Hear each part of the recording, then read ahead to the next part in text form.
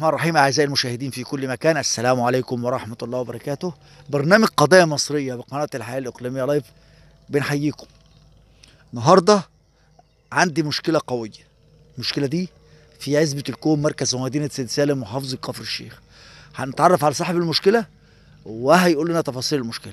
ازيك يا عم الحاج؟ الله يخليك، الله يبارك فيك. عرف الناس بيك. كل عام وانت طيب. الله صح يخليك. صح. احمد عبد الله عبد الرحمن. أهلا وسهلا بحضرتك. اهلا وسهلا بيك. مشكلة بقى حضرتك بالتفصيل. بالتفصيل والله بقالي 20 سنه وانا بجري عشان خاطر السكه دي. السكه دي راجل كان هنا شال الارض دي وقصحي، وجي واحد تاني شراها ما عدنيش. موضوع بتاع السكة والأرض بتاعتك. الارض بايره موجوده اهي. الارض موجوده بايره بقالها 20 سنه، وانا رافع قضيتين قبل كده ورافع النهارده قضيه عند الخبير. طيب الأراضي اللي هي قبل كده ما جابتش حاجه، والناس راحت قالت كلام، وبعد ما كان هيتحط السكه وهتتعمل، واحد من مجلس المدينه عمل. طيب يا عم الحاج، انت معاك عقد بالارض؟ معاي. طيب العقد اللي انت خدته في السكه دي؟ فيه. وفي شهود على الكلام ده؟ لا ابو سكين اللي هي الاصلاح بتاعه شلمه. الاصلاح بتاع ابو سكين هو اللي يقول لك اللي فيه ولا ما فيه، هو اللي يعرف. لان هو مديني السكه وجينا لقينا السكه كلها لفه حول الأرض. مديك العقد بسكته وبدنيته. وبعدين هي لسه على حساب الشركه برضه. يعني موجوده على حساب الشركه. طب ما رحتوش الشركه؟ رحت الشركه اول امبارح، قال لي الخبير طلب جواب عشان خاطر بيه بالسكه. قال لي خلي الخبير يديني جواب. يا ابو سكين اللي قالت لك خلي الخبير يديني جواب ليه؟ عشان اقول له ان في سكه ولا ما فيش؟ عشان في سكه ولا ما فيش. وبعدين رديت للخبير، قال لي اللي هم اللي اصحاب الارض اللي يدوك الجواب. اللي هم اصحاب الارض اللي هو ابو سكين. اللي هو ابو سكين.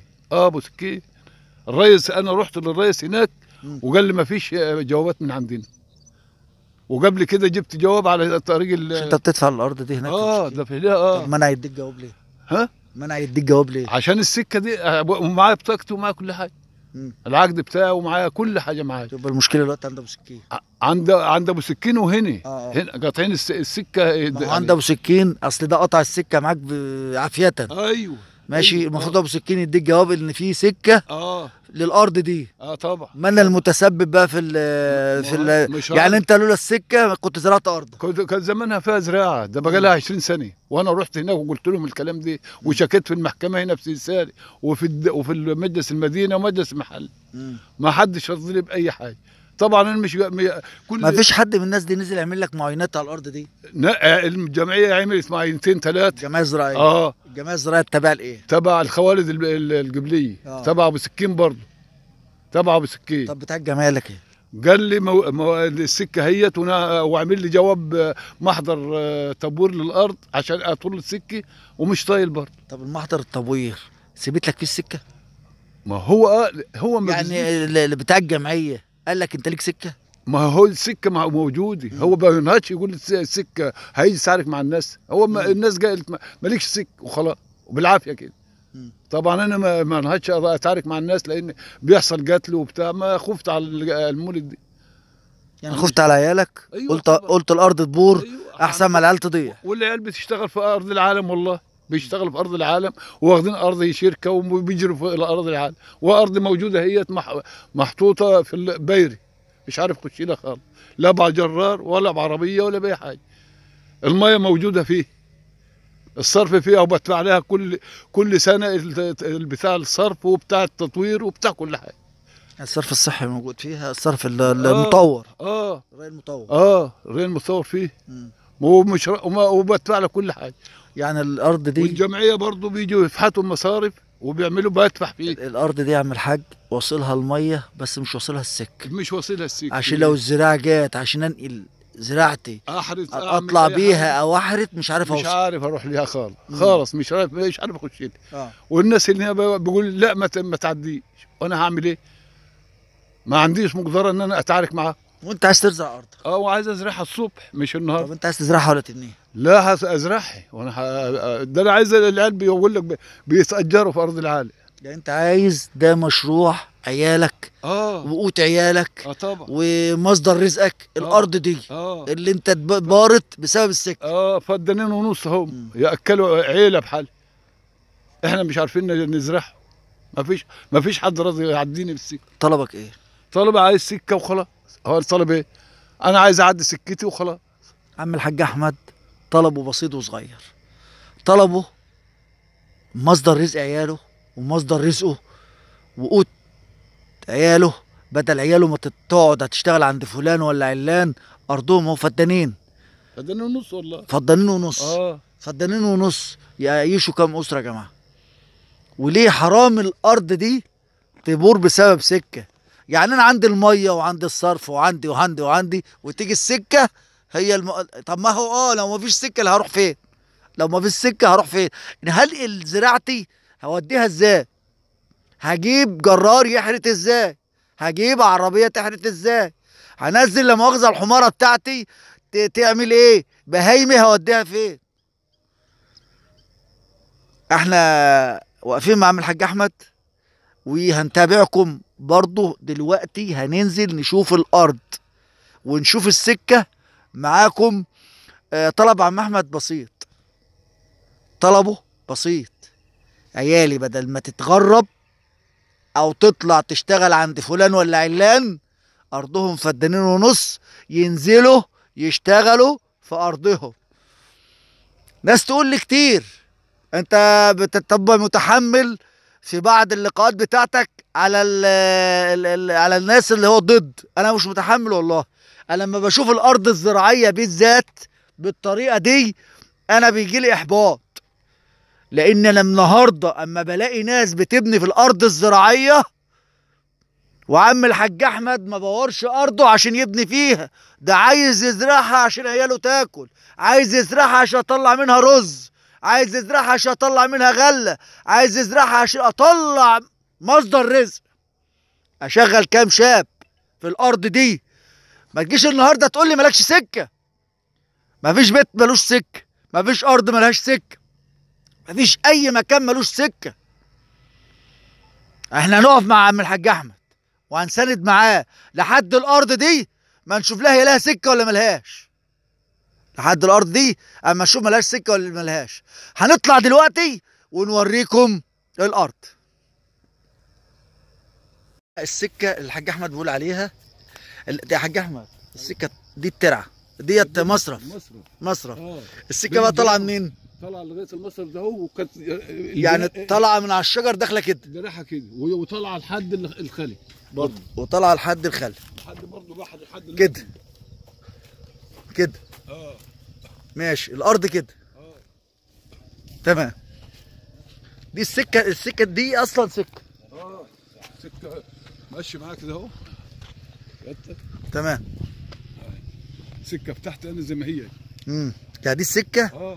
دي بقى طالعه طوال. أيوة، عند العربيه طوال اللي كنا صورناها. طوالي كده وكده. ودي الارض اللي باين. دي الارض معانا اللي باير.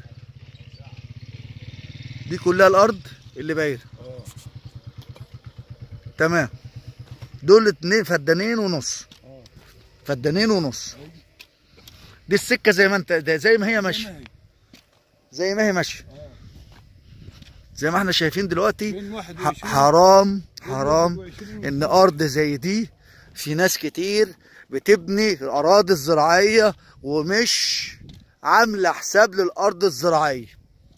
وناس قاعده اهي معانا الحاج احمد عايز يبني، عايز يزرع الارض عشان يعني مصدر رزق لعياله، مصدر رزق لعياله. عايز عياله تشتغل في ارضهم في مكانهم بدل ما يتمهدلوا ويتمرمطوا عند الناس. يعني الطلب مش كتير للحاج احمد. الحاج احمد مش طالب حاجه كتير. حرام ان ارض زي ديت تبور بالطريقه دي. احنا ماشيين دلوقتي، ماشيين على السكه الاساسيه، ماشيين على السكه الاساسيه اللي هي في ريح الارض زي ما احنا شايفين اهو.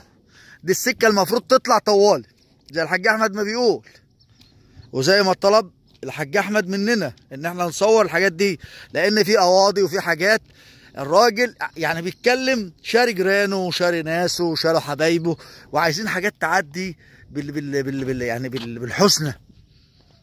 حاجات تعدي بالحسنى، مش مشاكل وقواضي وحاجات من دي. زي ما احنا شايفين احنا كده ماشيين على السكه الرئيسيه. الحاج احمد ماشي دلوقتي على السكه الرئيسيه اللي هي المفروض تطلع طوالي زي ما قلنا.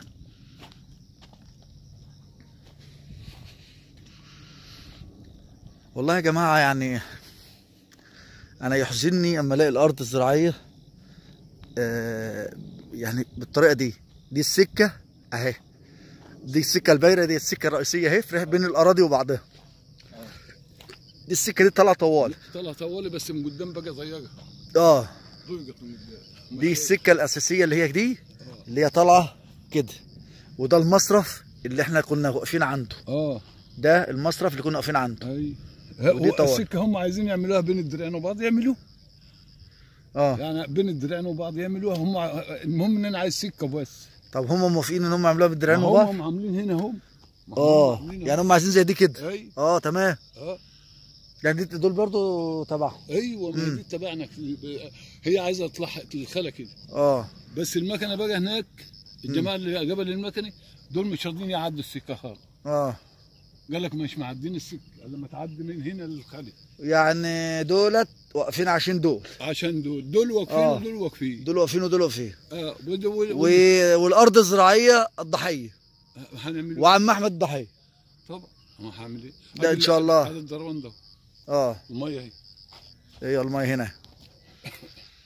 والله يا جماعه يعني انا بشوف ناس بتقف بسبب ميه مش موجوده، وناس بتقف بسبب ميه موجوده والسكه مش موجوده. يعني بصراحه حاجه تحير. النهارده احنا ماسكين على نفسنا ليه؟ ما نفك على نفسنا ونفك على الجار والصاحب. الرسول صلى الله عليه وسلم قال لك ايه؟ قال لك اوصيك بالجار حتى ظننت انه يورثني. مش نقف نحارب بعض يا جماعه. شوفوا بعض واقعدوا مع بعض، وهنستناكم في لقاء اخر. ما شفنا الوضع بتاع الارض الزراعيه، وشفنا وضع الحاج احمد. الحاجه اللي تحزن طبعا، فدانين ونص يبوروا. احنا عايزين ونطالب من الجيران والاهل، الناس مسلمين، نقف مع بعض. ما نستناش قضيه، ما نستناش حاجه. الدنيا متفاتة، ندور مع بعض ونشوف بعض احسن ما تبقى حاجات نتقصاها مع بعض في الاخر. انتظرونا في لقاءات تانية. برنامج قضايا مصرية مع احمد جويش.